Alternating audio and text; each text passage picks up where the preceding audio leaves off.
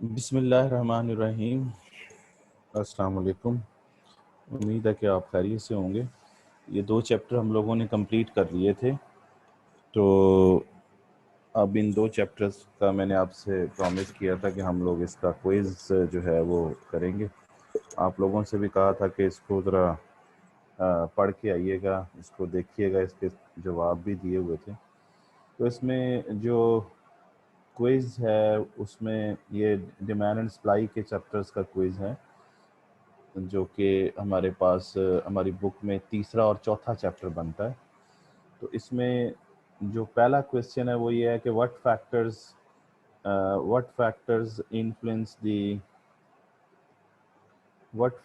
Influence the demand for a good. तो ये आप लोगों को पता है कि डिमांड किसी भी गुड की उसको कौन से फैक्टर्स अफेक्ट करते हैं। तो उसमें जनरल डिमांड फंक्शन आपको याद है कि quantity demand is a function of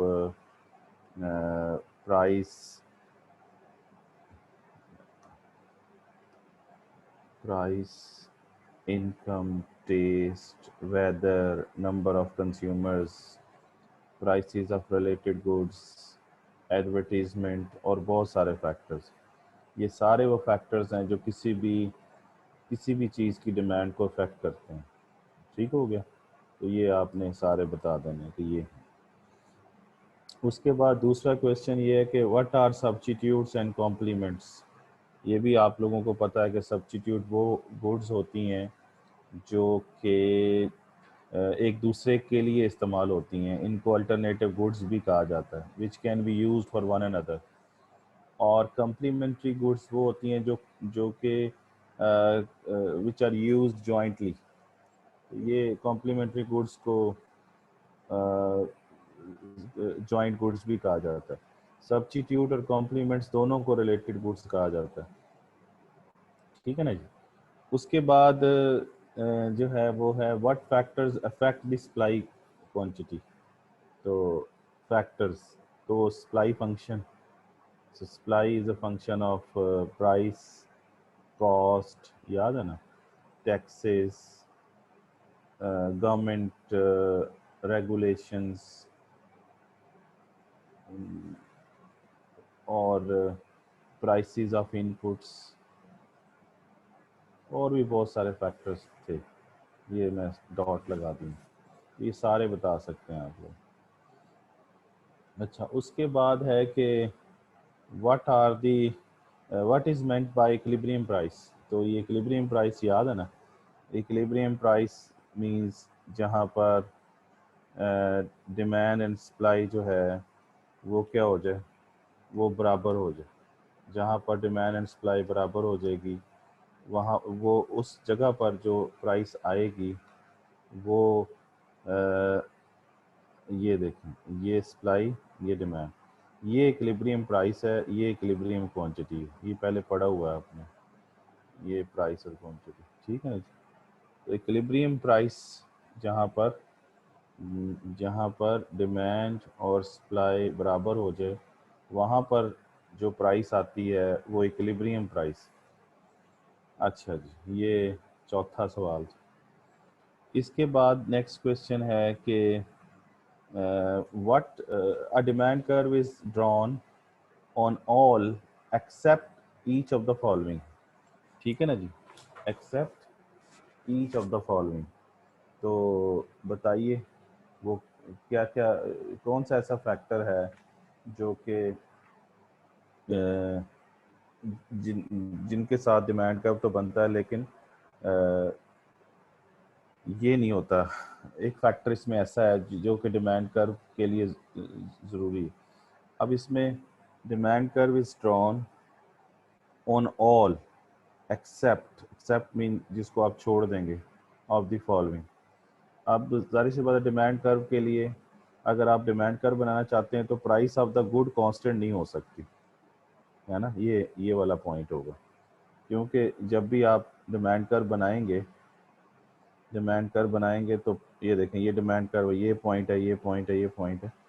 तो इस पे देखें प्राइस क्या कर रही है, प्राइस वेरी कर रही है, कांस्टेंट नहीं हो सकती।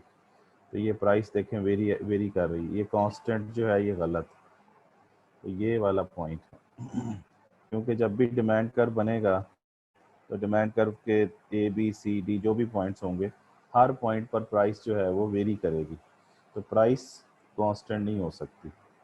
हाँ, बाकी जम्पशन होंगे कि इनकम चेंज नहीं होगी, प्राइस ऑफ सब्स्टिट्यूट चेंज नहीं होगा, टेस्ट और प्रेफरेंसेस चेंज नहीं होगी, ये डिमांड कर्व पे फर्ज किया जाता है, क्योंकि अगर ये चेंज होगी तो डिमांड कर्व शिफ्ट हो जाएगा।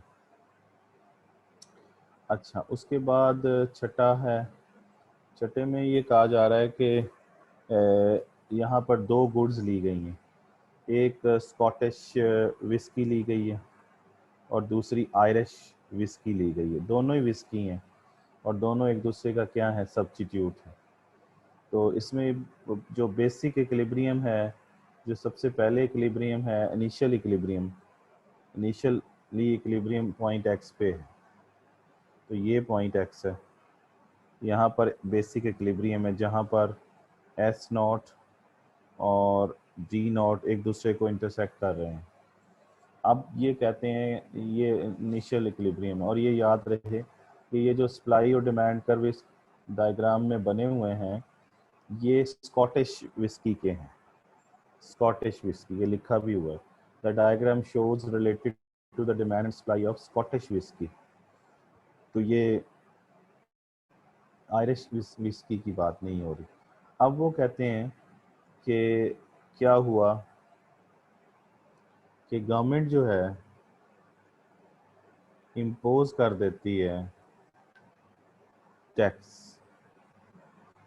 किसके ऊपर, स्कॉटिश विस्की के ऊपर। तो जब गवर्नमेंट टैक्स लगाएगी किसके ऊपर, स्कॉटिश विस्की के ऊपर, तो आपको पता है कि टैक्स, अभी बताया था कि टैक्स इसमें आता है, ये लिखा हुआ टैक्स। तो ये टैक्स की वजह से ये कीमत को छोड़ के बाकी सारे फैक्टर्स की वजह से आपको पता है शिफ्टिंग होती है। इसी तरीके से इधर भी कीमत को छोड़ के बाकी तमाम फैक्टर्स की वजह से शिफ्टिंग होती है डिमांड कर्व की, इधर प्राइस को छोड़ के बाकी तमाम फैक्टर्स को की वजह से शिफ्टिंग होती है सप्लाई कर्व की। तो टैक्स अगर लग जाएगा तो सप्लाई पे क्या फ़र्क पड़ेगा, तो टैक्स जो है वो फैक्टर है सप्लाई का, तो सप्लाई क्या हो जाएगी, क्योंकि स्कॉटिश विस्की पे टैक्स लगा है तो सप्लाई जो है वो स्कॉटिश विस्की की, स्कॉटिश विस्की की सप्लाई कम हो जाएगी। तो जब सप्लाई कम होगी तो सप्लाई कर्व शिफ्ट करेगा। ये हम यहाँ पे फॉर एग्जांपल बना लेते हैं, ये प्राइस, ये सप्लाई कर्व, ये डिमांड कर्व, ये एस नॉट डी नॉट, ठीक है ना, ये बेसिक इक्विलिब्रियम है जिसको उसने एक्स कहा। अब जब जब गवर्नमेंट टैक्स इम्पोज करेगी तो सप्लाई कर्व जो है वो लेफ्ट वर्ड, इन सप्लाई कम होगी तो सप्लाई कर्व जो होगा, सप्लाई कर्व वो शिफ्ट करेगा लेफ्ट वर्ड, और वो एस नॉट से एस वन हो जाएगा ये। तो आप सप्लाई कर्व शिफ्ट कर दें ये एस वन। लेकिन अभी एक काम और भी हुआ है, दो काम हुए हैं कि एक काम तो ये हुआ है कि स्पेसिफिक टैक्स लगा है स्कॉटिश विस्की के ऊपर, while at the same time एक काम और भी क्या हुआ है कि प्राइस जो है आयरिश विस्की की जो कि सब्स्टिट्यूट है स्कॉटिश विस्की का वो बढ़ जाती है। अब ये भी आपको पता है, ये पहली बात आ गई। दूसरी कि प्राइस अगर आयरिश आयरिश विस्की की वो क्या होती है, बढ़ जाती है, राइजेस, बढ़े, तो तो डिमांड पर क्या फ़र्क पड़ेगा, क्रॉस प्राइस इफेक्ट है। डिमांड फॉर स्कॉटिश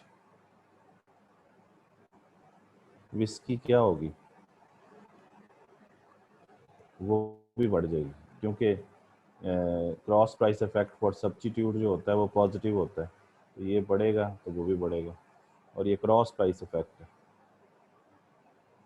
और जब डिमांड बढ़ेगी तो डिमांड कर्व शिफ्ट करेगा ना, तो डिमांड कर्व जो है वो शिफ्ट करेगा राइटवर्ड, और वो D0 से D1 हो जाएगा। ठीक है ना जी, तो ये D1 कर दीजिए।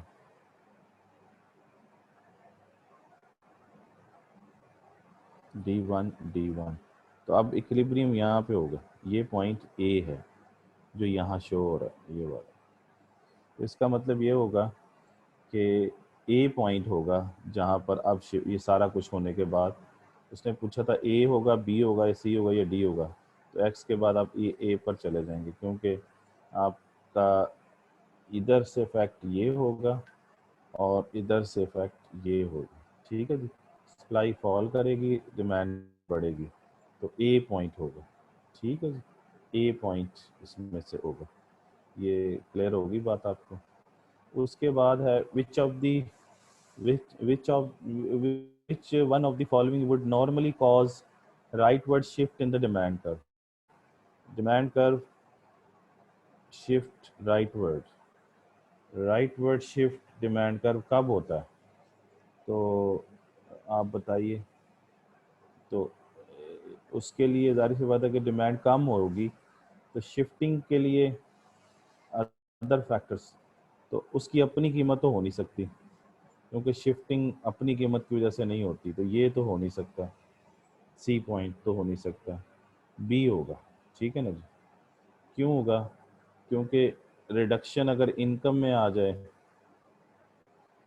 इनकम अगर कम हो जाए,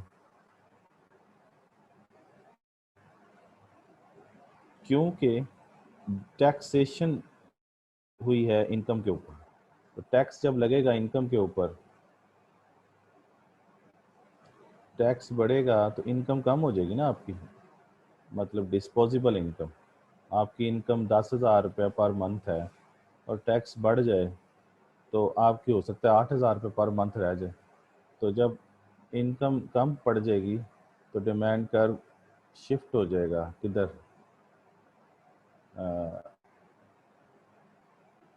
लेफ्टवर्ड। ठीक है ना, तो सॉरी, ये तो राइट वर्ड कह रहा है ना, यहाँ पर टैक्स मैंने बढ़ाया है तो ये लेफ्टवर्ड हो जाएगा।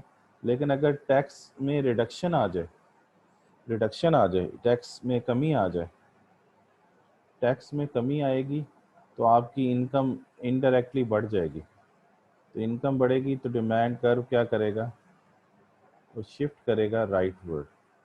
तो हमें वो यही पूछ रहा था कि डिमांड कर्व शिफ्ट राइटवर्ड कब करेगा, तो वो यही पॉइंट बी पॉइंट बनता है, रिडक्शन। ठीक है जी। अच्छा, अब आखिरी बात है इसके अंदर कि what is an inferior good. तो इन्फीरियर गुड वो होती है जिसमें इनकम के बढ़ने से डिमांड कम हो जाए और इनकम के कम होने से डिमांड बढ़ जाए। नेगेटिव नेगेटिव जिसमें इनकम इफेक्ट आता है ना, वो उसको कहते हैं नेगेटिव इनकम इफेक्ट को इन्फीरियर गुड कहते हैं। तो ये देखें डी होगा, क्योंकि इनकम बढ़ेगी तो डिमांड फॉल करेगी। तो इनकम के बढ़ने से डिमांड फॉल कर रही है और इनकम के कम होने से डिमांड जो है वो बढ़ रही है। ये बात समझ आ गई। तो ये नेगेटिव इनकम इफेक्ट है। तो नेगेटिव इनकम इफेक्ट इन्फीरियर के लिए होता है, इन्फीरियर गुड्स के लिए। ठीक है जी।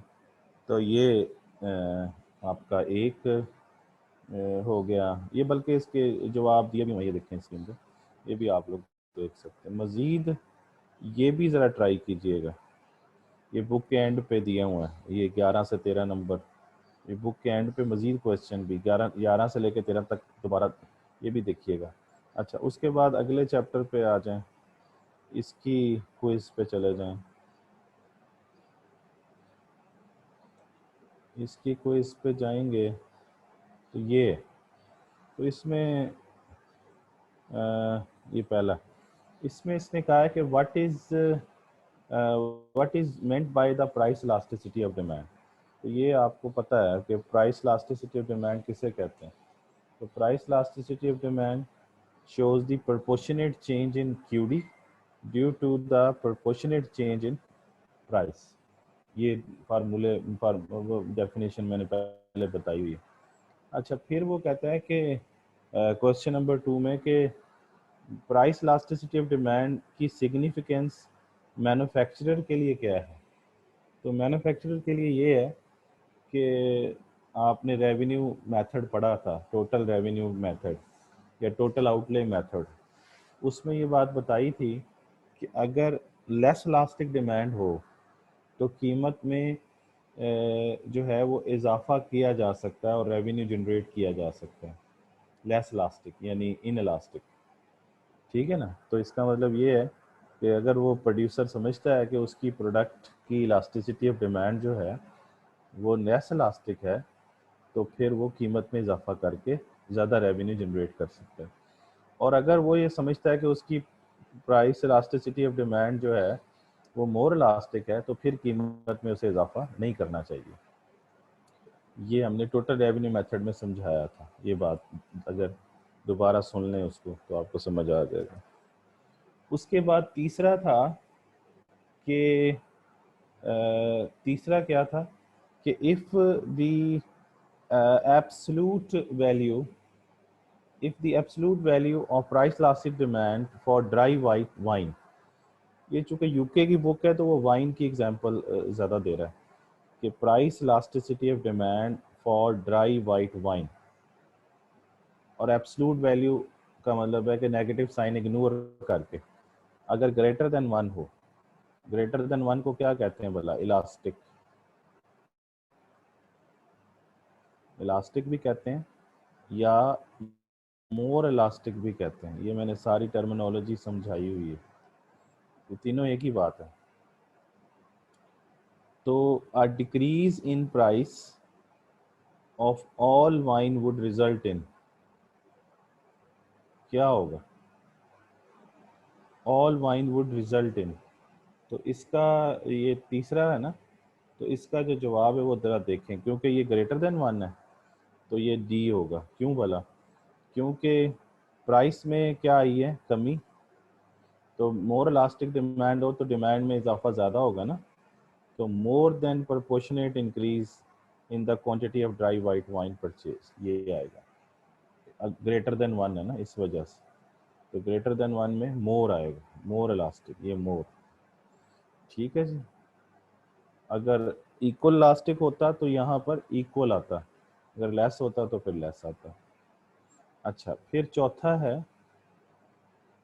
है जी कि which combination of demand and supply curves would appropriate for a firm to for a firm attempting to increase its profit by increasing its market share।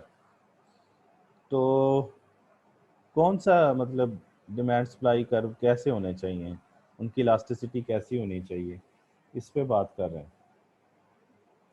तो लेकिन ये भी ज़रा ज़हन में रखें कि यहाँ पर जो उसका मकसद है ना वो क्या है, फर्म क्या कोशिश कर रही है कि उसका प्रॉफिट बढ़ जाए।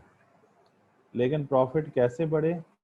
By increasing its market share, यानी मार्केट शेयर में इजाफा करके और प्रॉफिट भी बढ़े, दो चीज़ें।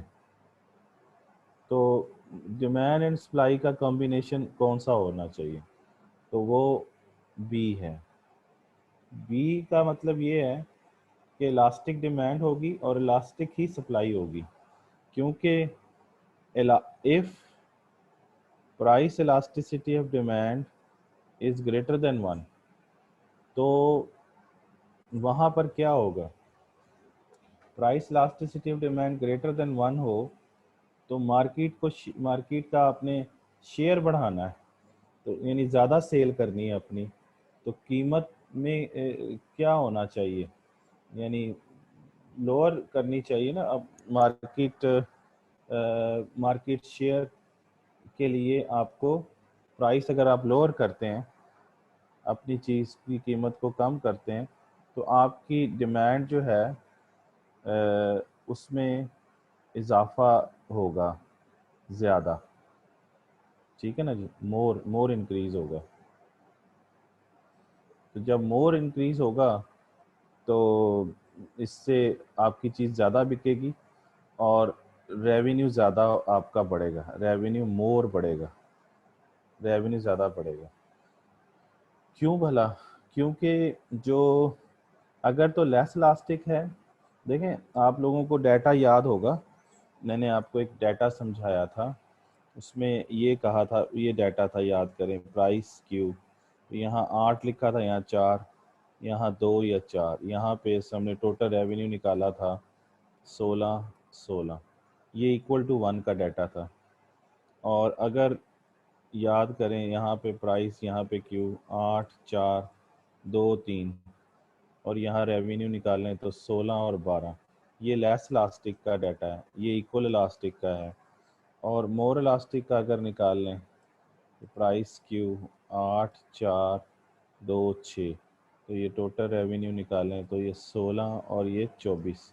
अब देखें ये मोर इलास्टिक है, तो मोर इलास्टिक यानी ये वाली बात है, मोर इलास्टिक हो और प्राइस में डिक्रीज कर लें तो देखें रेवेन्यू में ज़्यादा इजाफा होता है 24।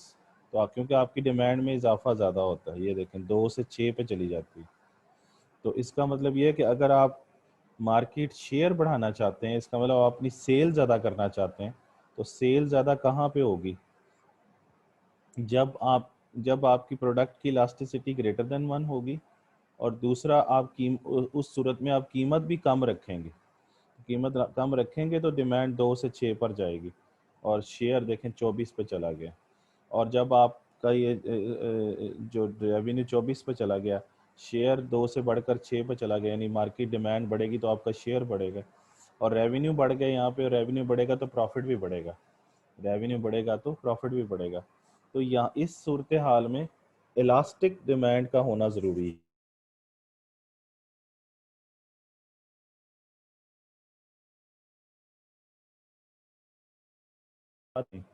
और दूसरी तरफ इलास्टिक सप्लाई होगी, तो इलास्टिक सप्लाई के अंदर प्राइस में थोड़ा सा,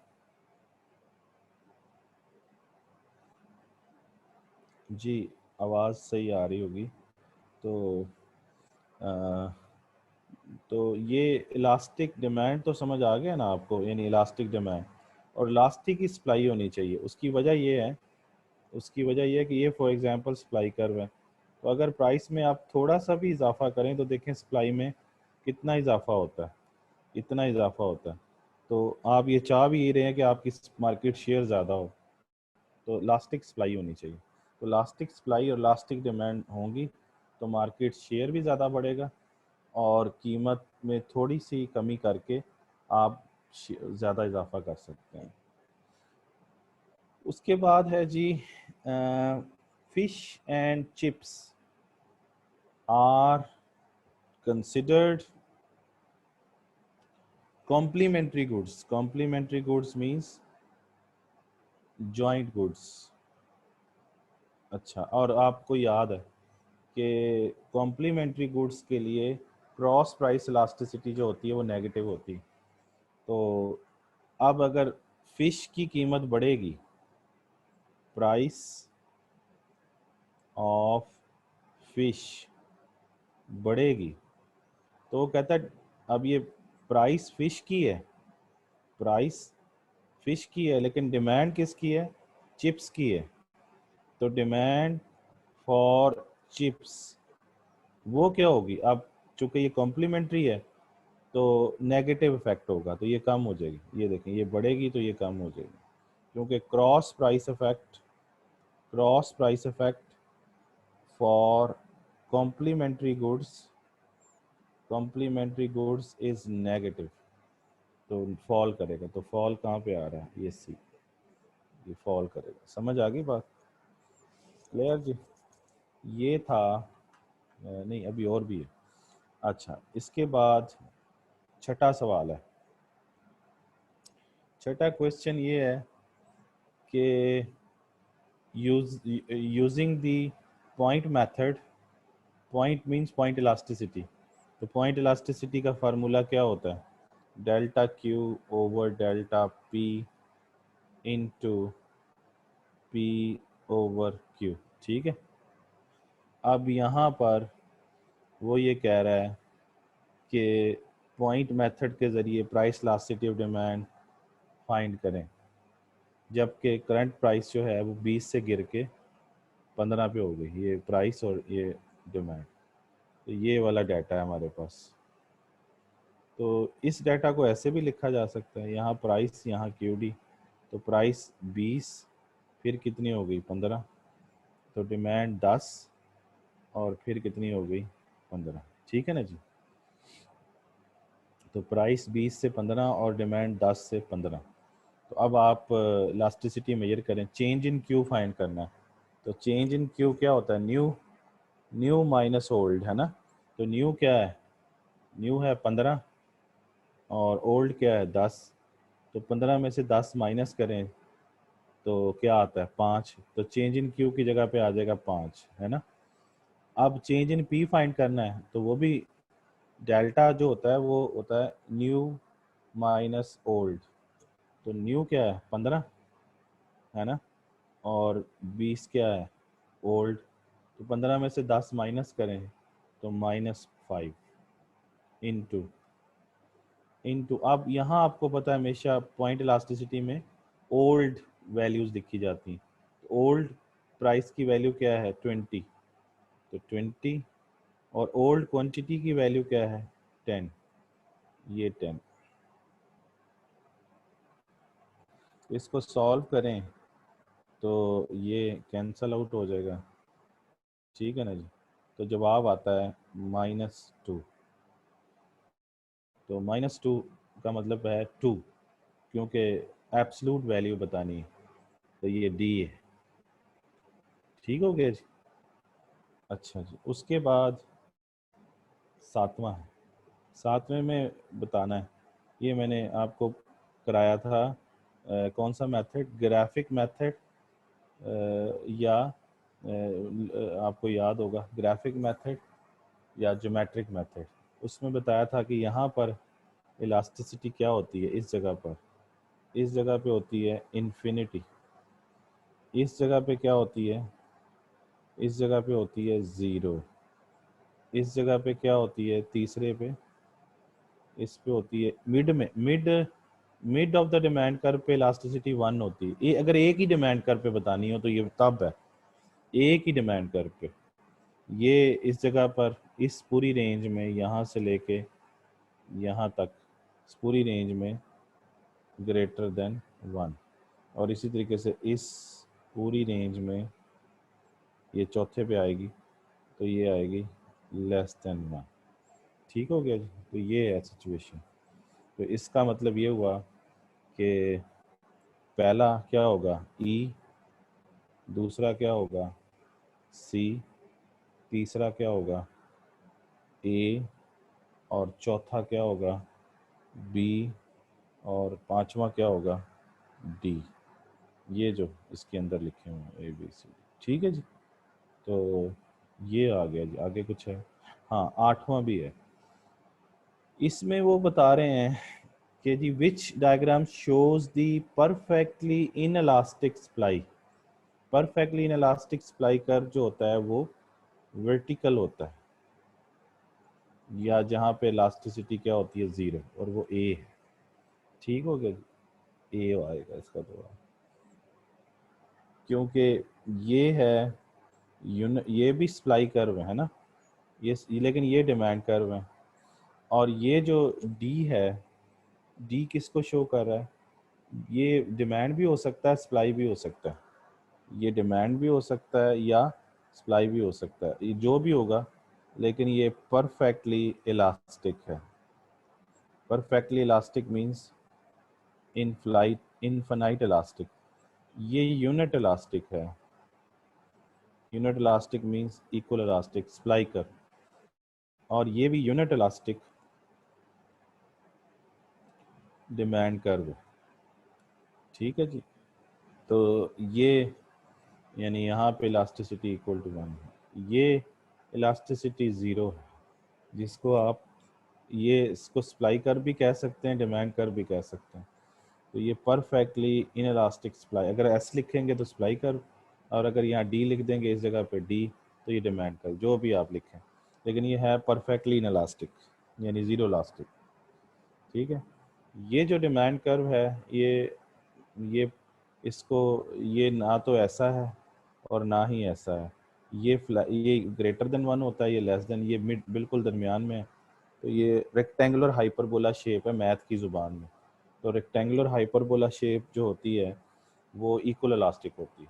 नहीं जी, ख़त्म होगी ये। एज प्रॉमिस्ड मैंने आपको ये करवा दिया, लेकिन ये 14 से 18 आपने खुद करना है मज़ीद। इसके जवाब भी दिए होंगे एंड पे, ये एंड बुक के एंड पे देखें, उसमें ये पूरे 100 दिए हुए हैं, 70-80 दिए हुए हैं अलहदा से MCQs।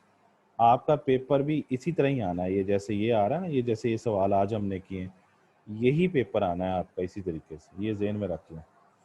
तो क्लियर ये सारी बातें, आपका पेपर इसी तरह MCQs टाइप आना है। अच्छा जी, तो अब हम ये करने के बाद अब हम क्या करते हैं, अब हम इसको ख़त्म करते हैं, अपना जो है ना वो शुरू करते हैं जी। ये आपको अब नया टॉपिक, नया चैप्टर शुरू करना था हम लोगों ने, तो नया चैप्टर शुरू करते हैं। ठीक हो गया जी। नया चैप्टर, तो नया चैप्टर जो है उसका चैप्टर नंबर 5 शुरू कर रहे हैं हम लोग। चैप्टर नंबर 5 के अंदर, अगर मैं चैप्टर नंबर 5 पहले आपको सॉरी दिखा दूं पहले, है ना, तो स्टॉप शेयर, चैप्टर 5 दिखा दूं आपको।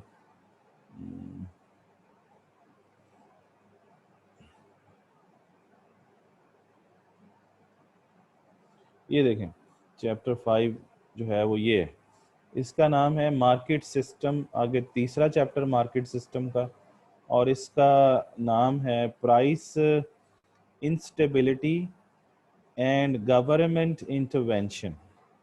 Price instability and government intervention, तो ये चैप्टर है जो हमने शुरू करना है। लेकिन इस चैप्टर को कैसे पढ़ना है ये भी बता दूं। इसमें इसमें 5 सवाल हैं।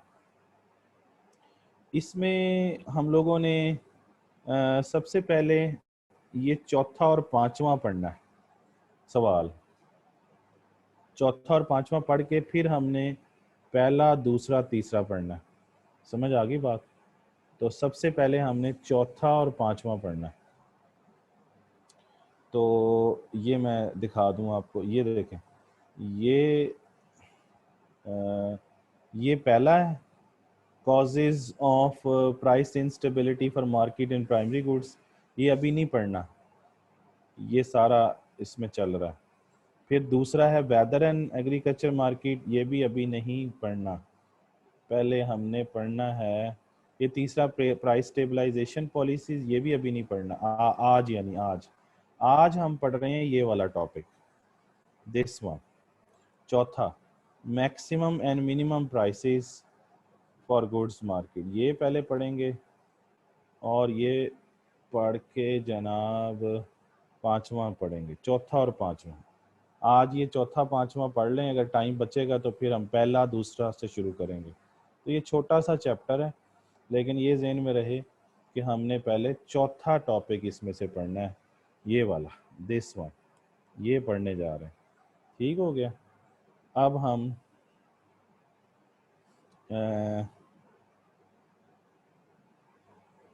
जो है पढ़ना शुरू करते हैं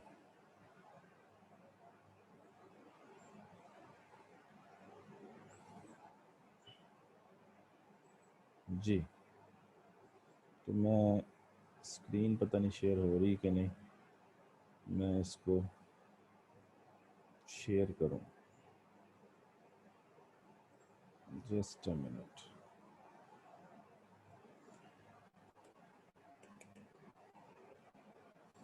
ये स्क्रीन शेयर हो रही है, अब पता नहीं, मेरा ख्याल है हो रही होगी। आपको क्या ख्याल है? ये कोई ज़रा मैसेज एक कोई कर दे मुझे, स्क्रीन ये शेयर हो रही है।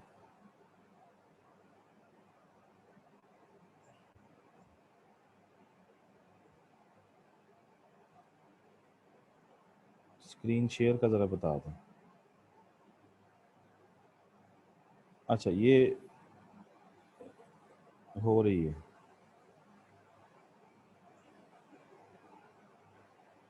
हो रही है सर। ठीक है जी, ठीक है, थैंक यू वेरी मच। अच्छा जी, अब ये जो स्क्रीन शेयर हो रही है आपको, इसमें चैप्टर शुरू करते हैं। बिस्मिल्लाहिर्रहमानिर्रहीम। यहाँ से शुरू करते हैं। तो टॉपिक जो मैं पढ़ाने जा रहा हूँ उसका नाम है मिनिमम एंड मैक्सिमम प्राइसेस। ये कह लें या क्या कह लें, या आप कह लें इसे लीगल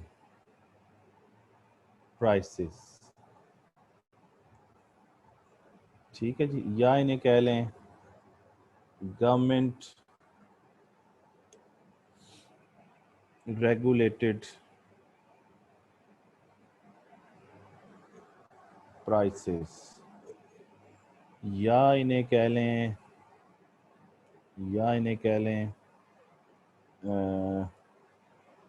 डिस इक्विलिब्रियम प्राइसेस। ये सारे नाम एक ही बात, मिनिमम और maximum prices, legal prices, government regulated prices, disequilibrium prices, ये सारा एक ही बात है। कैसे एक बात है ये अभी समझना है हम लोगों ने, तो इसको समझते हैं। देखें, जो आप लोगों ने ये पढ़ा, ये क्यू है, ये पी है, अभी ये पढ़ के आए हो, ये डिमांड कर्व है और ये सप्लाई कर्व है और यहाँ इक्विलिब्रियम हुआ, यही पढ़ के आए ना। और ये जो कीमत आई है, ये कीमत इक्विलिब्रियम प्राइस है, और ये जो क्वांटिटी आई है ये इक्विलिब्रियम क्वांटिटी है, ये इक्विलिब्रियम है।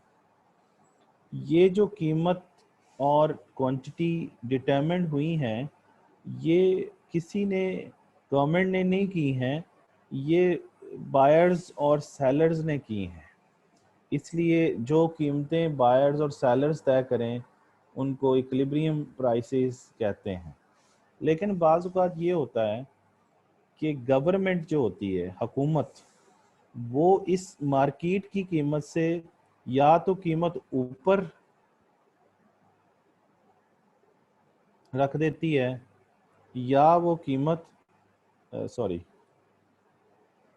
या वो कीमत नीचे रख देती है। तो ऊपर कीमत रख देती हैं यहाँ पे फॉर एग्जांपल, या नीचे रख देती हैं। ये कीमतें वो हैं जो गवर्नमेंट रखती है। तो इसमें ज़रा देखें, ये जो कीमतें दो नीचे, ऊपर और नीचे आ रही हैं, इसको हम ऊपर वाली कीमत को कहते हैं प्राइस मिनिमम और नीचे वाली को कहते हैं मैक्सिमम। ठीक है ना जी। तो ये प्राइस जो मिन है,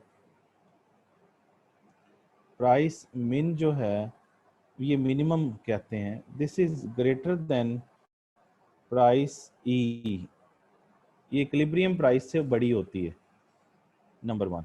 नंबर टू, जो प्राइस मैक्सिमम है वो छोटी होती है इक्विलिब्रियम प्राइस से। ठीक है जी, ये दो बातें आ गई। तो आप ज़रा नोटिस करें कि गवर्नमेंट जो है वो इक्विलिब्रियम प्राइस से या तो ऊपर कीमत रख रही है या नीचे रख रही है। लेकिन इसका लॉस ये हो रहा है कि अगर गवर्नमेंट यहाँ कीमत रखे तो यहाँ डिमांड इतनी है और इसी कीमत पर सप्लाई कितनी है, इतनी है। तो सप्लाई यहाँ से लेके, सप्लाई जो है वो यहाँ से लेके यहाँ तक आ रही है आपके सामने, ठीक है ना। लेकिन डिमांड यहाँ से लेके यहाँ तक आ रही है, ऐसे ही है ना। तो इस जगह पर सप्लाई जो है वो डिमांड से ज़्यादा है, तो डिसइक्विलिब्रियम है, यानी demand is not equal to supply, तो डिसइक्विलिब्रियम है। इसी तरीके से यहाँ पर भी चेक करें तो यहाँ पर इस कीमत पर सप्लाई इतनी है लेकिन डिमांड इतनी है, तो यहाँ पर डिमांड सप्लाई से ज़्यादा है, तो ये भी डिसइक्विलिब्रियम है। इसीलिए इनको हम डिसइक्विलिब्रियम प्राइसेस कहते हैं। समझ आ गई। और लीगल प्राइसेस इसलिए कहते हैं कि ये गवर्नमेंट ने इंट्रोड्यूस करवाई हैं, ये मार्केट की डिमांड और सप्लाई ने नहीं किया है, ये बायर्स और सेलर्स की डिटरमिन्ड प्राइसेस नहीं हैं, बल्कि ये गवर्नमेंट ने प्राइसेस को इंट्रोड्यूस करवाया है। तो मैक्सिमम या मिनिमम, तो इन दोनों, यानी इन दोनों कीमतों पे देखें, इन दोनों कीमतों को पे डिसइक्विलिब्रियम है ना। डिसइक्विलिब्रियम प्राइसेस कहते हैं, या इनको हम लीगल प्राइसेस कहते हैं, समझ गए, या गवर्नमेंट रेगुलेटेड प्राइसेस कहते हैं। लीगल प्राइसेस या गवर्नमेंट रेगुलेटेड प्राइसेस कहते हैं, ये दोनों जो हैं, प्राइस मिन और प्राइस मैक्स। अब नॉर्म अक्सर लोगों के एक टेंशन हो जाती है, वो टेंशन आप लोगों को भी हुई होगी, और मुझे पता है कि अभी तक कोई मैसेज भी कर दिए होंगे आपने, कि वो टेंशन मुझे पता है जो होती है। वो टेंशन ये है कि जी मिनिमम तो कम है और वो ऊपर कैसे आ गई, और मैक्सिमम तो ज़्यादा है वो नीचे कैसे आ गई। शायद मैं तुम्हें, आपको लग रहा होगा कि शायद मैं गलत बता रहा हूँ आपको, ये मैक्स ऊपर आना चाहिए था या मिनिमम आना चाहिए था नीचे, क्योंकि आपको लगता है कि ये गलत पढ़ा रहे हैं। नहीं, ऐसा नहीं है, ये सही लिखा हुआ है मैंने। गलती ये है कि आपको मिनिमम और मैक्सिमम का गलत उर्दू तर्जमा आता है, जिसकी वजह से आपको टेंशन हो रही है। समझ आ रही? क्या क्या टेंशन हो रही है कि मिनिमम इससे नीचे आनी चाहिए थी, पीई से। मिनिमम जो है वो पीई से नीचे आनी चाहिए थी, है ना। नहीं नहीं, ऐसा नहीं है, ये सही लिखा हुआ है मैंने। मिनिमम का मतलब, मिनिमम का मतलब कम नहीं है, मिनिमम का मतलब कम अज कम है। समझ आ रही? और मैक्सिमम का मतलब ज्यादा नहीं है, मैक्सिमम का मतलब ज्यादा से ज्यादा है। समझ आ गई बात? इस बात को समझिए, मिनिमम का मतलब कम नहीं है, मिनिमम का मतलब कम नहीं है, मिनिमम का मतलब कम अज कम है, एटलीस्ट। और मैक्सिमम का मतलब है ज्यादा से ज्यादा, एट मोस्ट। ठीक है। तो अब अब ये है कि गवर्नमेंट ने जब जब अब ये देखें, जरा थोड़ी सी बातें समझें। प्राइस जो मिन है वो किसको किसको फायदा दे रही, पहले ये बताएं। प्राइस मिन मिन जो है वो किसको फायदा देगी, ज्यादा कीमत है या कम कम कीमत है? प्राइस मिन एक्चुअली ज्यादा कीमत है, और प्राइस मिन जो है वो ग्रेटर देन है इक्विलिब्रियम प्राइस से, है ना। तो ज्यादा कीमत किसको फायदा देती है, बायर को या सेलर को? बेनिफिट किसको देती है? It gives the benefit to seller, है ना, क्योंकि ये ज्यादा है, ज्यादा कीमत सेलर को बेनिफिट देती है। और आपको पता है ये ज़ीरो से ऊपर चलते जाएं चलते जाएं चलते जाएं, कीमत बढ़ती जा रही है बढ़ती जा रही है बढ़ती जा रही है, ये देखें ऐसे ही है ना। तो ज़्यादा कीमत सेलर को है, तो इसका मतलब minimum price is announced by the government to benefit the seller. Seller को बेनिफिट देने के लिए ये अनाउंस की जाती है, it gives the benefit to the seller, ठीक है। As it is high price, है ना, as it is high price and greater than equilibrium price. समझ गए ये बात। तो ये हाई प्राइस होती है, तो ये बेनिफिट किसको दे रही है, सेलर को। ये बेनिफिट जनाब सेलर को मिल रहा है इस चीज़ का। अच्छा, दूसरी चीज़ प्राइस मैक्स जो है, ये ज़रा नोटिस करें, तो ये पीई से नीचे है, तो प्राइस मैक्स जो है this is less than price E, तो ये कम कीमत है ना। तो कम कीमत किसको बेनिफिट देती है, किसको बेनिफिट देती है कम कीमत, सेलर को या बायर को, बायर को, शाबाश। As it is lower price and less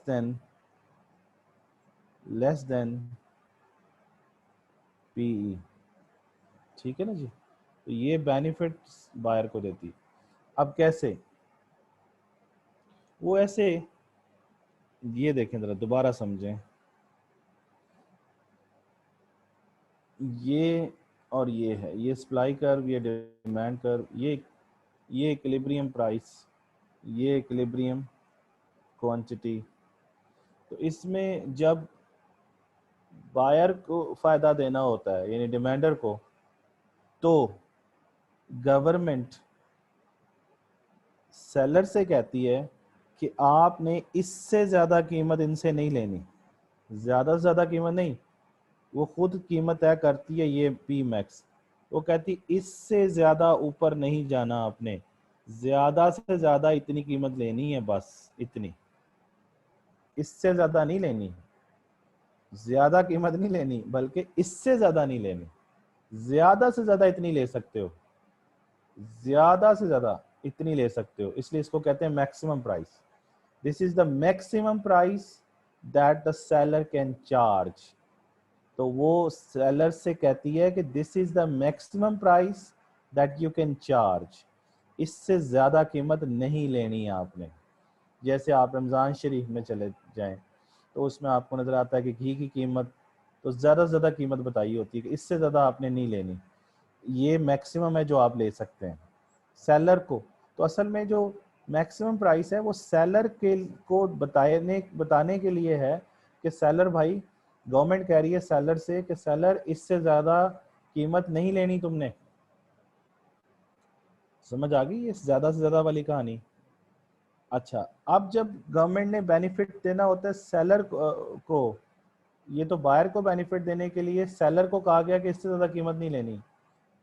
P max के अंदर ज़्यादा से ज़्यादा कीमत अनाउंस की गई और सेलर्स को कहा गया कि इससे ज़्यादा कीमत तुमने नहीं लेनी वरना तुम्हारी खैर नहीं है। इसको अमल दरामद कराने के लिए प्राइस मजिस्ट्रेट्स मौजूद होते हैं जो इस चीज़ को चेक करते हैं, शॉप्स पर जाते हैं, चेक करते हैं। रोज़ आप जाए ना तो दुकानों पे नर्खनामा लगा होता है। नर्खनामा में गोश्त की दुकानों पे भी लगा होता है, छोटा गोश्त इतने रुपए किलो, बड़ा गोश्त इतने रुपए किलो। वो सब्जी की दुकानों पे चले जाएं, मुर्गी की दुकानों पे, दालों की, तो जो भी ग्रॉसरी आप खरीदते हैं उन पे हर रोज़ गवर्नमेंट की लिस्ट आती है और वो जो कीमत लिखी होती है वो पी मैक्स लिखी होती है कि इससे ज़्यादा कीमत तुम चार्ज नहीं कर सकते। गोश्त 1000 रुपये किलो है फॉर एग्जांपल, तो वो 1000 रुपये मैक्सिमम प्राइस है जो सेलर से कहा गया है कि इससे ज़्यादा नहीं लेनी तुमने। इसका मतलब ये नहीं कि ज़्यादा से ज़्यादा लेनी है, मतलब इससे ज़्यादा नहीं लेनी, बस।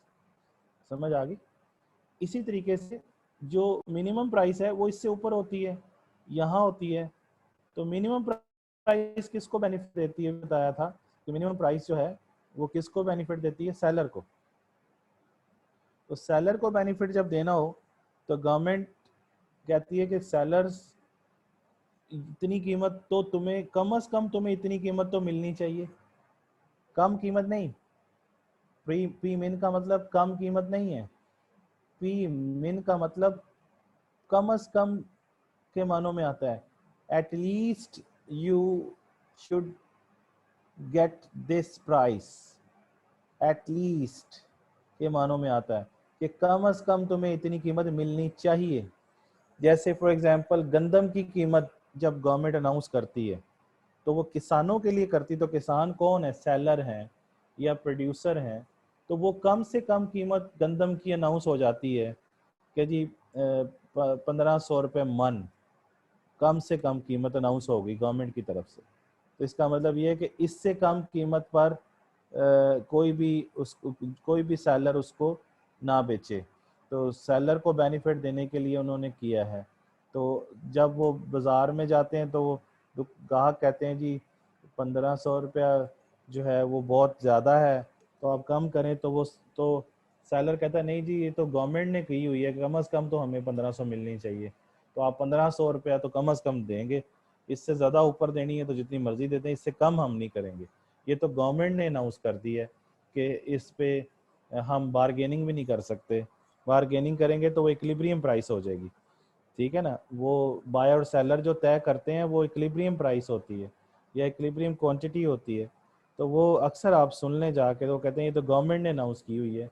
तो वो गंदम की कीमत उसे कहते हैं कम से कम कीमत। तो गवर्नमेंट जो मिनिमम प्राइस अनाउंस करती है वो कम कीमत नहीं है, कम से कम है, यानी वो गवर्नमेंट सेलर से कहती है कि तुम्हें कम से कम इतनी कीमत तो मिलनी चाहिए। तो वो कम से कम इतनी कीमत मतलब सेलर को बेनिफिट देने के लिए की जाती है, कम कीमत नहीं। अपने आप को समझाओ अच्छी तरीके से कि मिनिमम का मतलब कम नहीं है, कम से कम है, और मैक्स का मतलब ज़्यादा नहीं है, ज़्यादा से ज़्यादा है। तो मैक्सिमम प्राइस में गवर्नमेंट बायर से कहती है कि तुम्हें मैं फ़ायदा देना चाहती हूँ और ये मैं कीमत ज़्यादा से ज़्यादा अनाउंस कर दी है, इससे ज़्यादा कीमत सेलर आपसे नहीं लेंगे। मिनिमम प्राइस में गवर्नमेंट ये कहती है कि सेलर को कि तुम्हें कम से कम इतनी कीमत मिलनी चाहिए, तो वो कम से कम कीमत जो है उसको अनाउंस कर देती है सेलर को बेनिफिट देने के लिए। जैसे मैंने किसान की एग्जांपल दी आपको, तो किसानों को बेनिफिट देने के लिए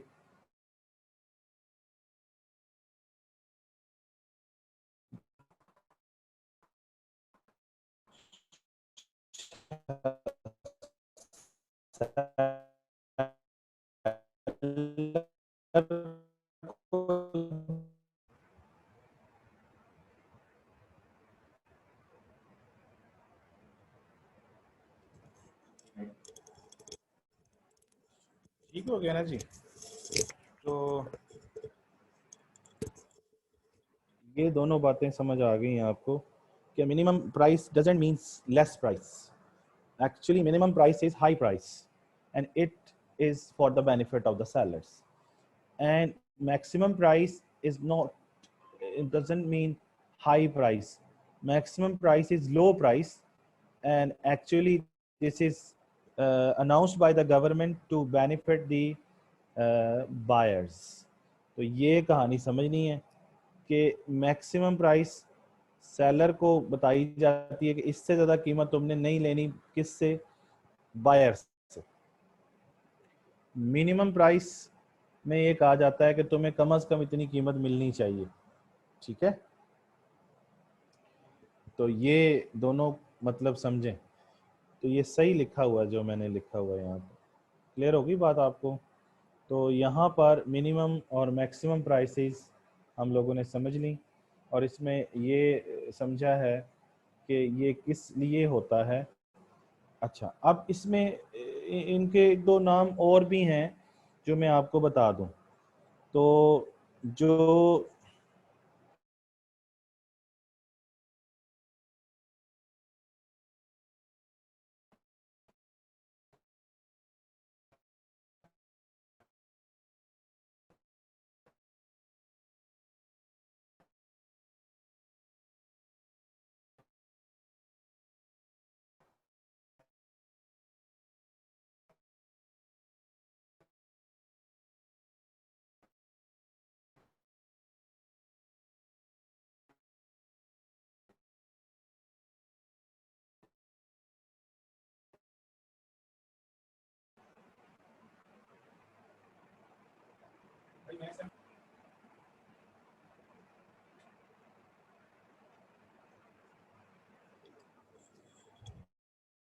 हाँ जी, सॉरी फॉर दी डिस्टर्बेंस। तो मिनिमम के लफ्ज़ में मिनिमम प्राइस को क्या कहते हैं? मिनिमम प्राइस को प्राइस फ्लोर भी कहते हैं, प्राइस फ्लोर। और मैक्सिमम प्राइस को प्राइस सीलिंग भी कहते हैं, प्राइस सीलिंग। सीलिंग तो ये भी नाम आने चाहिए आपको। तो मैक्स मिनिमम प्राइस, फ्लोर कहते हैं फर्श को, है ना, यानी नीचे वाली जगह को, मिनिमम को। और सीलिंग कहते हैं ऊंचाई को, छत को। तो मैक्सिमम जो होता है वो सीलिंग होता है। तो प्राइस सीलिंग और प्राइस फ्लोर, ये समझ आ गई। तो ये इसको आप प्राइस सीलिंग और इसको आप प्राइस फ्लोर कह सकते हैं। तो ये कितने नाम मैंने आपको बता दिए। ये अपने आप को समझाएं कि मैक्सिमम मैक्सिमम जो मिनिमम प्राइस होती है, प्राइस मिनिमम होती है, इसका मतलब होता है एट लीस्ट। और जो जो प्राइस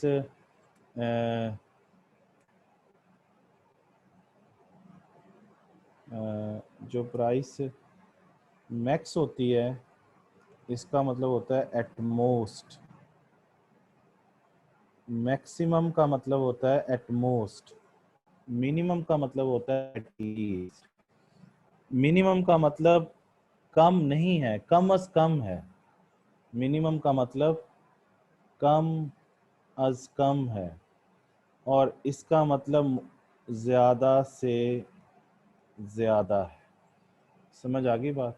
तो जब सेलर को बेनिफिट देना होता है तो उनको उनके लिए लफ्ज़ यूज़ होता है कि तुम्हें, गवर्नमेंट कहती है, अब मैं समझे गवर्नमेंट हूँ और मैं सेलर को बेनिफिट देना चाहता हूँ, तो मैं कहता हूँ ए किसानों, ए प्रोड्यूसर्स, मैं तुम्हें कम से कम इतनी कीमत तो मिलनी चाहिए ताकि तुम्हारी कॉस्ट कवर हो जाए। कम से कम तुम्हें इतनी मिलनी चाहिए। तो इसका मतलब ये नहीं कि कम मिलनी चाहिए।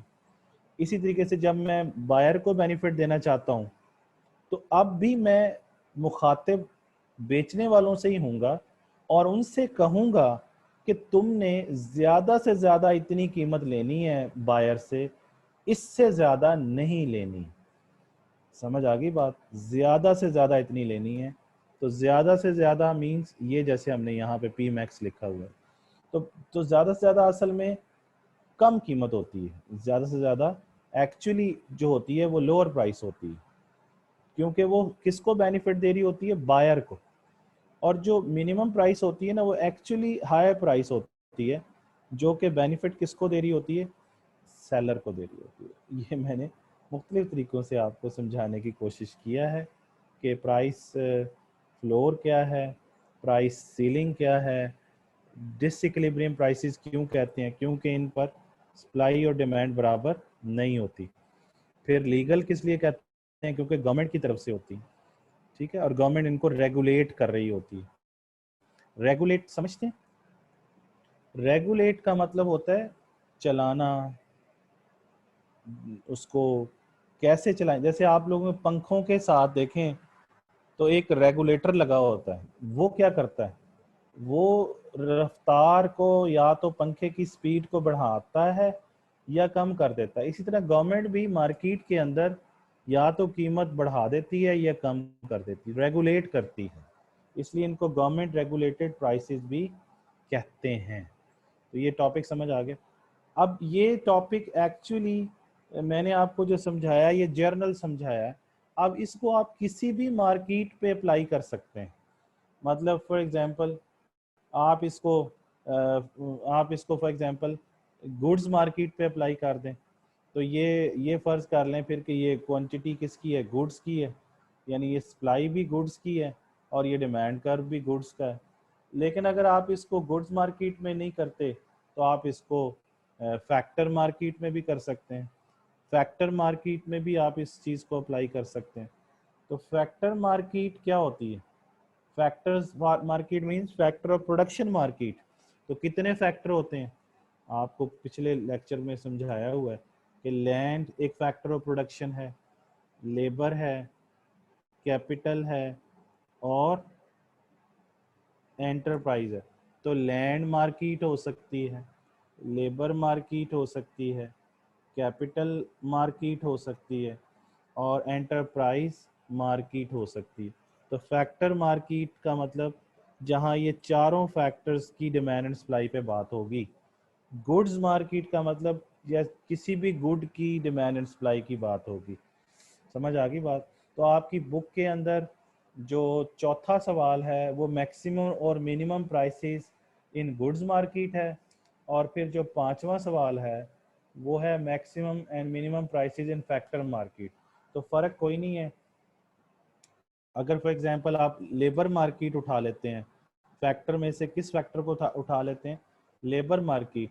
तो ये फर्ज कर लें लेबर मार्केट है, तो लेबर मार्केट में भी उसी तरीके से ही कहानी होगी। यहाँ पे लेबर लिख देंगे, ये सप्लाई लेबर की आ जाएगी, ये डिमांड किसकी आ जाएगी? लेबर की। ये प्राइस ऑफ लेबर क्या होती है? Price of labour. तो प्राइस ऑफ लेबर किसे कहते हैं? वेज को। तो ये वेज आ जाएगी, है ना? लेबर की प्राइस का नाम वेज है ना। तो पीएल लिख लें या वेज लिख लें, ये इक्विलिब्रियम वेज आ जाएगी, या इसको प्राइस ऑफ लेबर जो है वो इक्विलिब्रियम ऊपर लिख दें ई, तो ये आ जाएगी, एक ही बात है। ये क्वांटिटी ऑफ लेबर आ जाएगी, ठीक है ना जी? ये इक्विलिब्रियम हो जाएगी।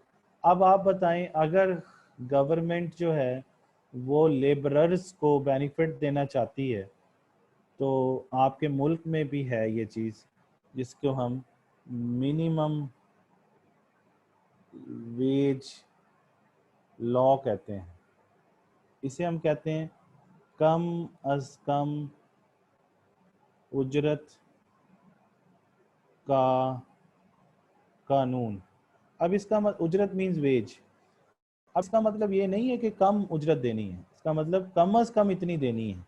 जैसे हमारे मुल्क में है 18,000 रुपये for example per month, government ने अनाउंस कर दिया कि हर महीने एक मजदूर से आप 18,000 रुपये कम अज कम उसको देंगे। तो फर्ज कर लें जो इक्विलिब्रियम वेज आ रही है वो 15,000 है, तो मिनिमम वेज कहाँ आएगी? तो मिनिमम वेज, आप जिस तरह मिनिमम प्राइस हमेशा इक्विलिब्रियम प्राइस से ऊपर होती है, इस तरह मिनिमम वेज जो होगी, मिनिमम वेज जो होगी वो इक्विलिब्रियम वेज से ऊपर होगी। बात समझ आ गई? तो इसको दोबारा लिख लें, इसको आप वेज मिनिमम, ठीक है ना जी? तो वेज मिनिमम जो है वो ये होगी। तो ये किसको बेनिफिट देगी? लेबरर्स को। इस पर भी देखें तो सप्लाई ज़्यादा है, मजदूर तो खुश होकर सप्लाई देंगे ना, लेकिन डिमांड फॉर लेबर कम है। देखें, ये बात ज़हन में रखें कि supply of labour is a function of wage, और इसी तरीके से demand for labour is a function of wage. Wage means price of labour, price of labour means wage. तो आप मुझे बताएं, सप्लाई कौन देता है लेबर की? सप्लाई लेबर की कौन देता है? वो खुद लेबरर्स देते हैं, है ना? लेबरर्स। डिमांड कौन करता है लेबरर्स की? फर्म्स। तो सप्लाई ऑफ लेबर का ताल्लुक लेबरर्स से है, डिमांड फॉर लेबर का ताल्लुक फर्म से है। ये बात समझ में आई कि आप देखें, अब अगर वेज ज़्यादा होगी तो लेबरर्स को फ़ायदा होगा या नुकसान होगा? मज़दूरों को तो वो फ़ायदा होगा, तो वो सप्लाई भी ज़्यादा देंगे। और अगर वेज उनको कम मिलेगी तो वो सप्लाई भी कम देंगे। तो पॉजिटिव बन गया ना रिलेशनशिप। इसलिए supply of labour curve positively sloped है। इसी तरीके से वेज अगर ज़्यादा देनी पड़े फर्म्स को तो वो डिमांड ज़्यादा करेंगे या कम करेंगे?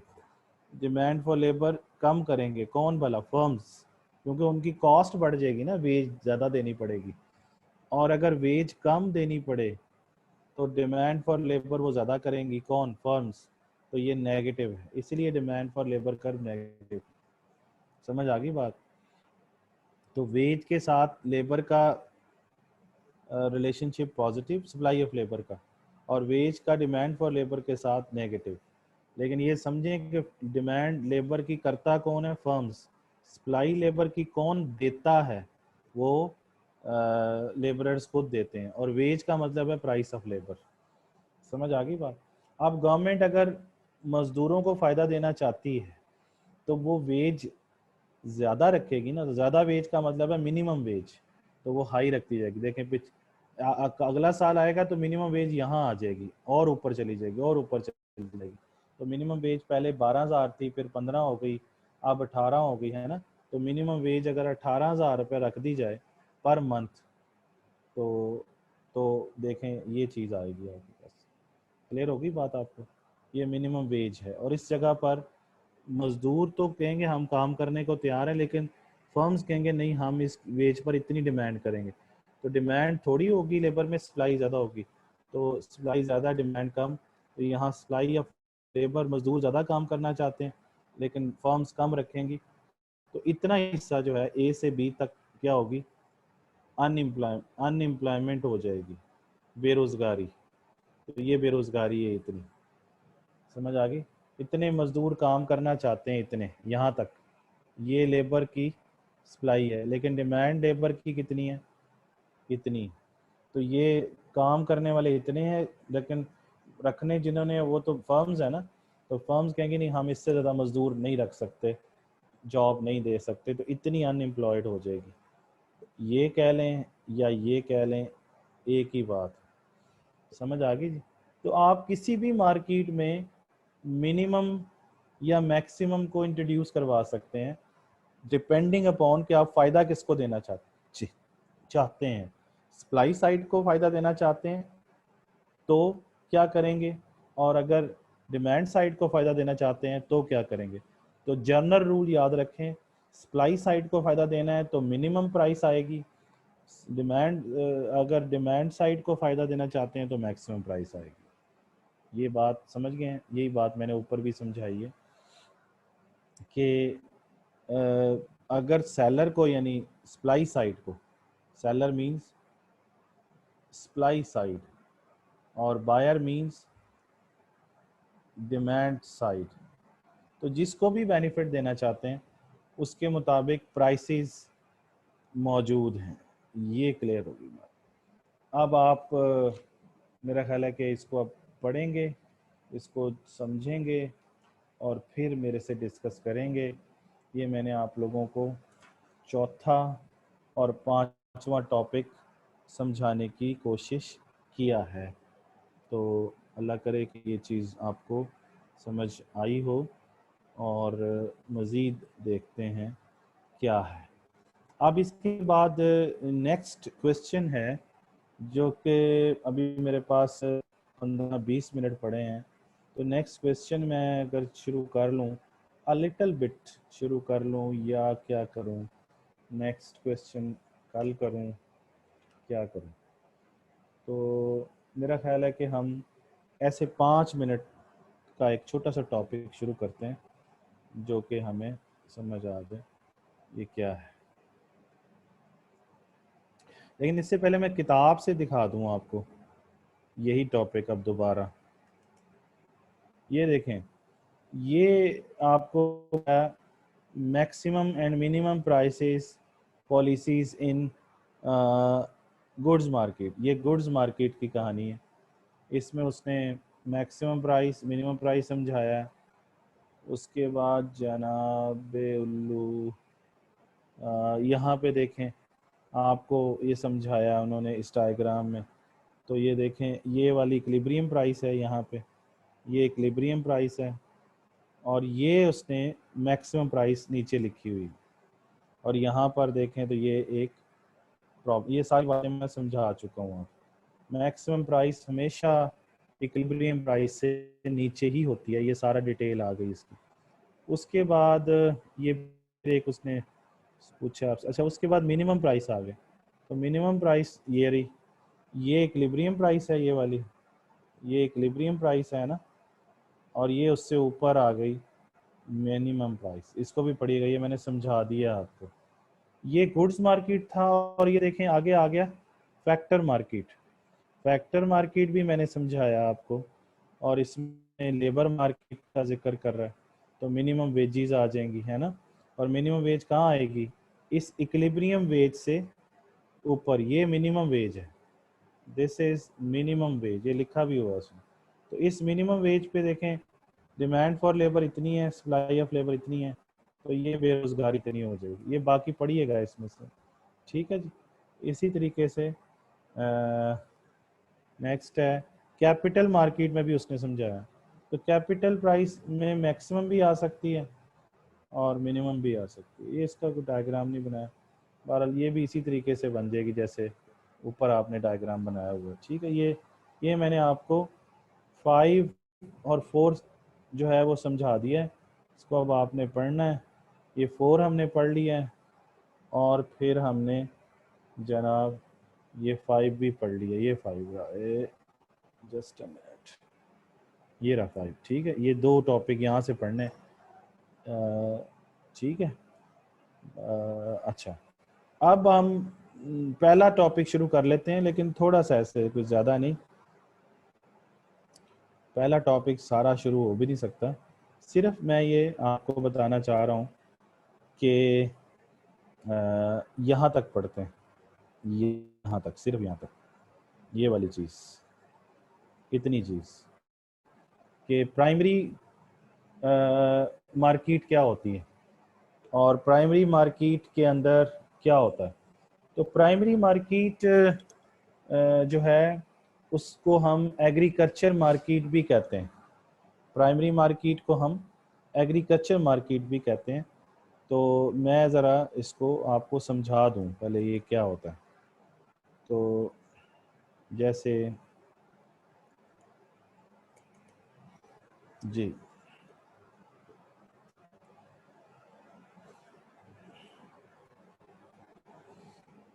प्राइमरी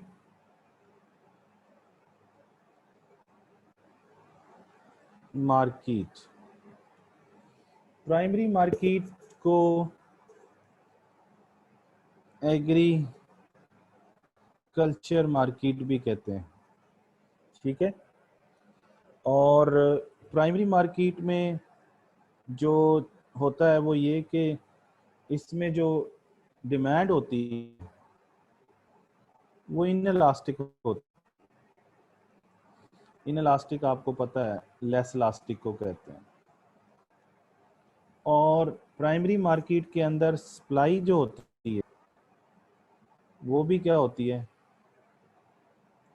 इन इलास्टिक होती है, यानी लेस इलास्टिक होती है, ठीक हो गया जी। तो ये 2 बातें आ गई। प्राइमरी मार्केट के अंदर डिमांड, प्राइमरी मार्केट का ताल्लुक किससे है, प्राइमरी मार्केट का ताल्लुक प्राइमरी गुड्स से है।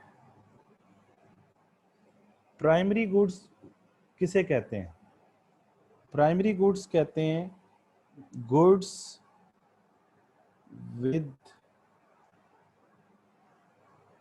गुड्स विदाउट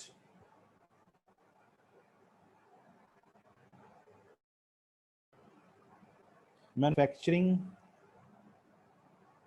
प्रोसेस, ऐसी गुड्स जिन पे कोई मैन्युफैक्चरिंग प्रोसेस ना हुआ हो, कोई मैन्युफैक्चरिंग प्रोसेस ना हुआ हो, वो गुड्स क्या कहलाती हैं, प्राइमरी गुड्स कहलाती हैं, ठीक है। अब इनमें कौन कौन सी होती हैं वो शामिल, वो मैं आपको बताता हूँ कि प्राइमरी गुड्स में कौन कौन सी गुड्स शामिल होती हैं। तो प्राइमरी गुड्स में जनाब ये देखें, प्राइमरी गुड्स के अंदर बेसिक फूड स्टफ जैसे वीट है, मेज़ है, राइस है, मिल्क है, कॉफ़ी है, ये सारा कुछ, ये ये है प्राइमरी गुड्स की example. Primary raw material cotton, रबड़ वगैरह, मिनरल्स और मेटल्स, ये सारे, ये क्या है, ये उसकी एग्जांपल्स हैं, एग्जांपल्स हैं, ठीक है। और प्राइमरी गुड्स क्या है, नो मैन्युफैक्चरिंग प्रोसेस, जिनके ऊपर कोई मैन्युफैक्चरिंग प्रोसेस ना हुआ हो, वो प्राइमरी गुड्स। ठीक है जी, प्राइमरी गुड्स समझ आ गया आपको। और अगली चीज़ ये है कि प्राइमरी गुड्स, बस यही समझाना था क्योंकि टाइम भी इतना नहीं है, अभी आपके क्वेश्चन आंसर भी हमने देखने। तो इसके अंदर ये चीज़ ज़हन में रखें कि इसमें दो दो क्वेश्चंस हम लोगों ने इसमें पढ़ने हैं प्राइमरी उसके अंदर, मार्केट के अंदर। तो मार्केट्स इन प्राइमरी गुड्स का मतलब primary market, primary goods market, वो मैंने अभी आपको बता दिया किसे कहते हैं। तो ये मैंने अभी आपको समझाया कि क्या होता है उसके अंदर, ये आपके सामने कि प्राइमरी मार्केट का ताल्लुक किससे है, एग्रीकल्चर मार्केट से है, और उसमें डिमांड भी इनलास्टिक होती है और सप्लाई भी इनलास्टिक होती है। और इसका ताल्लुक किन गुड्स से है, इस मार्केट का ताल्लुक प्राइमरी गुड्स से है। और वो तीन मैंने अभी आपको बुक में बताई भी हैं, कौन कौन सी भला, बेसिक फूड स्टफ है ना, और नंबर 2 रॉ मटेरियल, और नंबर 3 उसमें था मिनरल्स और मेटल्स। ठीक है ना जी। तो इसके अंदर प्राइमरी मार्केट के अंदर हम दो तरह की चीज़ें पढ़ते हैं, दो तरह की बातें पढ़ते हैं, नंबर 1, नंबर 2, यानी 2 एस्पेक्ट्स हैं इसके, 2 aspects of primary market. Number 1, cyclic variations, और नंबर 2, फार्मर्स इनकम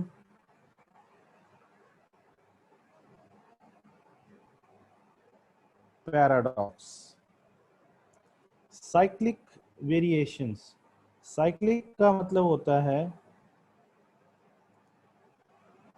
रिकरंट,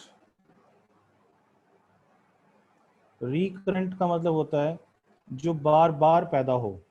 ठीक है, और ये अभी हमने शुरू करना है, कल के लेक्चर में शुरू करेंगे। तो ये जो साइक्लिक वेरिएशंस हैं, इसके अंदर जो हमने क्वेश्चंस पढ़ने हैं वो दो पढ़ने हैं। एक को हम कहते हैं हॉग साइकिल, हॉग साइकिल, और दूसरे को हम कहते हैं वेब मॉडल। ये दोनों का ताल्लुक किससे आता है, इन दोनों का ताल्लुक किससे है, साइक्लिक वेरिएशन से है। तो ये साइक्लिक वेरिएशंस का ताल्लुक हॉग साइकिल से, ये दो क्वेश्चंस हैं जो कल पढ़ेंगे, और इसके अंदर साइक्लिक वेरिएशंस आएंगी। दूसरा क्वेश्चन फिर आता है फार्मर इनकम पैराडॉक्स। ये जब पढ़ेंगे तो फिर बताऊंगा कि पैराडॉक्स किसे कहते हैं और बाकी चीज़ें क्या हैं। तो कल का जो टॉपिक फिर अब शुरू होगा वो ये जो 2 एस्पेक्ट्स ऑफ प्राइमरी मार्केट हैं, 2 एस्पेक्ट ऑफ प्राइमरी मार्केट, उसमें साइक्लिकल वेरिएशंस पे पहले हम फोकस करेंगे। साइक्लिकल वेरिएशन में दो क्वेश्चंस हैं, एक हॉग साइकिल और एक कॉबवेब मॉडल। फिर दूसरा एस्पेक्ट है फार्मर्स इनकम पैराडॉक्स, ये फिर पढ़ेंगे। तो कल हम यहाँ से शुरू करेंगे हॉग साइकिल्स। ठीक है जी, तो आज यहीं पे इसको वाइंड अप करते हैं। अब आ जाते हैं आपके क्वेश्चंस के ऊपर, क्वेश्चंस आंसर्स। ओके, तो आपके क्वेश्चंस क्या हैं, शुरू से देखते हैं, शुरू से। जी सर, फ़ॉन्ट साइज थोड़ा छोटा कर लें, कभी छोटा कर लूँ तो कहते हैं बड़ा कर लें, बड़ा कर लें तो कहते हैं छोटा कर लें, क्या करूँ मैं? अच्छा जी, question for ICMA update for any class, पता नहीं भाई। सर प्रिपरेशन कैसे करें? भाई एक जग लें, उसमें ये एक एक सफ़ा रोज़ डालें गिलास पानी में, उसको फिर पिएं तो तैयारी हो जाएगी आपकी अच्छी। जग लेके ना उसमें ये किताब के सारे सफ़े डाल दें, रोज़ एक गिलास पिएं, तैयारी भाई ऐसी ही होगी जैसे समझा रहा हूँ आपको। इनको पढ़ें, इनको समझें, कॉन्सेप्ट क्लियर करें, एमसीक्यूज को तैयार करें, और कैसे करना तैयारी। आप लोग अभी तक जो तैयारियां करते आए हैं, जितने भी एग्ज़ाम दिए हैं, उसमें कैसे तैयारी करते रहे हैं, उसी तरह ही तैयारी इसकी करनी है, लेकिन इसमें कॉन्सेप्ट क्लियर करके एमसीक्यूज को फोकस करना है आपने। I am new student and online class, मैं तो ऐड नहीं कर सकता। तलहा इनको अपना बताएं नंबर, तलहा है जो हमारे सीआर हैं, वो आपको बताएंगे। सर काइंडली सर हो रहा है, सर जी हो रहा है, yes sir, yes yes yes yes yes yes yes yes yes yes yes. Okay sir, sir हो रही है, स्क्रीन शेयर हो रही है, हो रही है। अच्छा जी, वो पुरानी बातें। सर जी हो रही है, हो रही है, हो रही है, हो रही है, हो रही है, हो रही है। What is subsidy? सब्सिडी के स्पेलिंग गलत लिखे हुए हैं आपने। सब SUBSIDY होता है। सब्सिडी का मतलब होता है गवर्नमेंट बेनिफिट देती है कंज्यूमर को या प्रोड्यूसर को, तो कीमत कम कर देती है उसको। अच्छा जी, उसके बाद आ गया जी, सर कल फिजिकल क्लास स्टार्ट हैं तो आप ऑनलाइन क्लास रेगुलर लेंगे? तो ये ऑनलाइन क्लासेस होती रहेंगी भाई। What is the meaning of paradox? अभी बच्चे मैंने कल बताऊंगा मैं मीनिंग ऑफ पैराडॉक्स क्या है, ये मैंने अभी कल बताऊंगा। सर जी इमरान कहते हैं व्हाट्सएप ग्रुप में ऐड करें, ऐड करो जी तलहा साहब इनको। I still have 4 lecture left to listen, so I would need time to understand the whole chapter. Then only will I will solve this quiz. What's the problems and assignment? हाँ जी, करेंगे तो फिर समझ आ जाएगी। उसके बाद है, ये तलहा ने अपना नंबर शेयर कर दिया है, शायद आपको भी नज़र आ रहा हो, अपने क्वेश्चन आंसर में देख लीजिएगा। मैं नंबर फिर बोल देता हूँ, इनसे रब्ता करें, मुझे ना तंग करें ये इस वाले से कि जी ज्वाइन करा दें, फलान कर दें, ये मेरे मसले नहीं हैं। 0333587539, ये तलहा भाई आपको सारे मसले आपके हल करेंगे, ग्रुप में ऐड करने वाले। सर मैं व्हाट्सएप ग्रुप में नहीं हूँ तो भाई ये मैंने अभी नंबर बोला है आपको। सर जी दूसरे चैप्टर के कोई चैप्टर में हुआ है, आज समझ नहीं आया तो भाई दोबारा सुनो उसको, अल्लाह करेगा तुम्हें समझ आएगा। तलहा का नंबर लिख दें, तलहा का नंबर मैं बोल दिया है, मैं दोबारा बोल देता हूँ। 0333587539, तलहा का नंबर। ठीक है जी, ये जनाब आपने तलहा नंबर, तलहा का नंबर मैंने बोल दिया। ठीक है वकार, तो और कोई इससे रेलिवेंट तो कोई सवाल नहीं कर रहे आप, ये शेयर कर दें, मेरा ऐड कर दें, ये कर दें, वो कर दें। तो ये टॉपिक समझ आ गए हैं सारे? अल्लाह करे तुम लोगों को अल्लाह समझा दे ये सारी चीज़ें, मेरी बातें आपकी जो मैं आपको समझाने की कोशिश कर रहा हूँ, अल्लाह करे कि आपके जहन में वो आ जाएं सारी बातें। तो मुझे तो इसमें कोई क्वेश्चन नज़र नहीं आ रहा जो कोई भी काम का क्वेश्चन हो। तला का नंबर लिख दें, वो मैंने अभी नंबर बोल दिया है भाई, वो तला का ही नंबर है। तो और तो कोई नहीं है इसके अंदर, मेरा ख्याल है ना? कोई सवाल, कोई कोई बात जो आपको समझ आ गई हो? हम्म? कोई बात जो आपको समझ आ गई हो वो बता दें, कि सारी समझ आ गई? चलो अच्छी बात है अगर सारी समझ आ गई है तो इंशाअल्लाह ताला फिर कल इसको हम मज़ीद डिस्कस कर लेंगे। बाकी कोई क्वेश्चन आपका आ नहीं रहा अभी? ठीक है जी, तो बेस्ट ऑफ लक। अच्छा एक क्वेश्चन और है, एक सेकंड। एमसीक्यूज़ की मोर प्रैक्टिस की कोई बुक बता दें, ये इन्हीं की बुक है, सीमा वालों की। तलहा सेंड कर देंगे एमसीक्यूज की बुक भी, वो इनको मैंने शेयर की हुई है, वहाँ से भी तैयारी करें। ठीक है, और तो कोई सवाल नहीं है आपका कोई जो इससे रेलिवेंट हो? ठीक है ना जी, तो और कोई क्वेश्चन नहीं?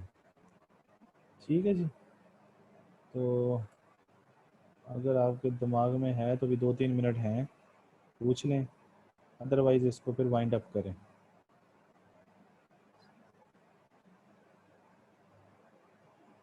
कुछ नहीं है, है ना?